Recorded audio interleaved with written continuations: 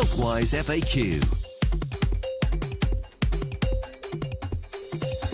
It's Healthwise FAQ on Body and Soul Upsized with me, Daniel Martin. Thank you so much for joining us. I know many of you, our listeners, are always writing into me and talking about things like treatment options. Let food be thy medicine, as has often been said. And you want to know what changes you can make in terms of your food, your lifestyle, even supplementation.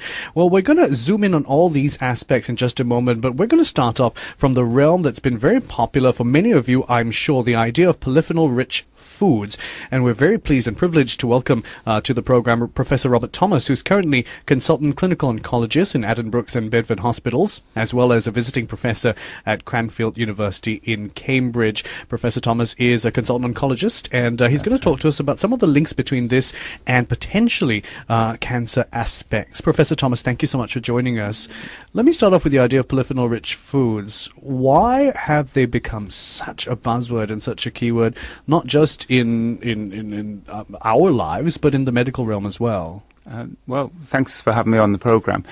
Well, polyphenols are natural chemicals which exist in healthy foods, basically. So they exist in foods like tomatoes, peppers, herbs and spices.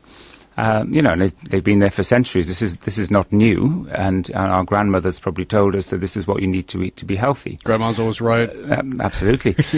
So what we do as a scientific body in Cambridge is now to try to say, look, if we know that populations who eat these foods have a lower risk of developing cancer. I mean, that research has been done and it's well established, and nobody's doubting that evidence.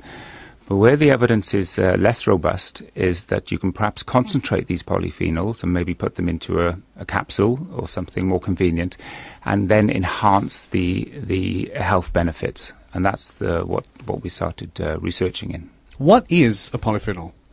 Well, basically it's a chemical. And there are many different types. Some come in sort of soya products, some would come in pulses, but a lot of them come in, as I said, the colourful foods, herbs and spices. And when you add these are sort of essential to health. But when you add them to cells in a petri dish or experimental studies, they actually have quite powerful effects on the hallmarks of cancer. So for a cancer cell to grow, it needs to be able to grow faster, it needs to lose its stickiness to the site of origin, it needs to metastasize. Now, we've known for a number of years now with these experimental studies, if you add polyphenols to cancer cells or animals with implanted tumours, it reduces the spread of cancer and stops them growing. Do we know the mechanism by which it does that? Yeah, there's without going into too much detail, the genes within a cancer has to change. And a normal cell, for example, will put a little glue of the cell against the site of origin. Well, what a cancer cell does is it breaks down that glue, so it allows itself to spread. It's a nasty little thing. It allows itself to leave its site of origin and spread. And what the polyphenol does is work within the biochemical pathways within a cancer cell and stop them losing the glue. They stop having hallmarks of metastases. The same as way any drug you'd want to develop for cancer works, but these things already exist in nature. Yeah, but a constant critique of that has been, in Asia we love our green tea. Yeah, and it's very popular, and lots of people drink it and drink a lot of it. And I know there are many populations that are well known for drinking lots of it, and perhaps there have been correlations in terms of lower cancer risk and things like that. But people have often said that the quantities that we're getting from these food sources, in order for it to truly be therapeutic, we really need a lot. That's very true. I mean, there's lots of data that populations who have green tea have a lower risk of cancer. That's no doubt. That's breast cancer, esophagus in particular. The nice thing about the last green tea study I read was that heavy smokers, I'm not advocating smoking, of course, but if they had tea, it was mitigating some of the risks of cancer. So they still get a higher risk of cancer if you smoke, of course, but they act as as well as the anti-cancer properties directly, they act as antioxidants. Which was traditionally what we talked about with food. So they mop up some of the carcinogens which you're inhaling or swallowing or eating. So green tea is a very powerful one. That's why that was one of the ingredients we chose in this study. But you're right.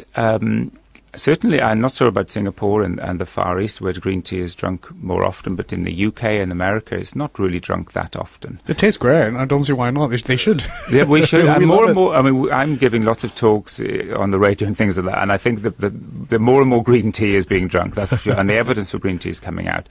But you're right. What we're trying to do is say, like, even if you drink a lot of green tea or you have a lot of herbs and spices and you eat lots of fruits and vegetable, maybe putting it into a capsule and concentrating the polyphenols, you can enhance that effect. But that's not, up until now, that's not actually been proven. And that's what we tried to set out to prove. Because the idea is that if it was in some kind of supplement form, for example, the potency could be that much enhanced. That's absolutely right. Because obviously when you add green tea to a cancer cell in a petri dish, the concentration is so much greater than what you drink. You need to drink gallons of the stuff. Exactly. But when you put it into a supplement, you actually not just have the liquid which comes from the tea, you actually ground up the whole tea itself. Wow. So you get so much significantly greater concentration of the polyphenols than what you'd get from a cup of tea. We like that as Singaporeans, the idea of bang for buck as well. Like, I don't have to drink the gallons, but I get just as much goodness out of it. We like that kind of conservative attitude. I mean, not conservative, but in the sense that, we're saving time. Maybe. Let's talk about the study in the next segment. The study that Professor Thomas was referring to that he led was actually a double-blind, placebo-controlled, randomized trial evaluating the effect of polyphenol-rich whole food. I'll tell you more about that in the next edition of Healthwise FAQ. Stay tuned. Healthwise FAQ.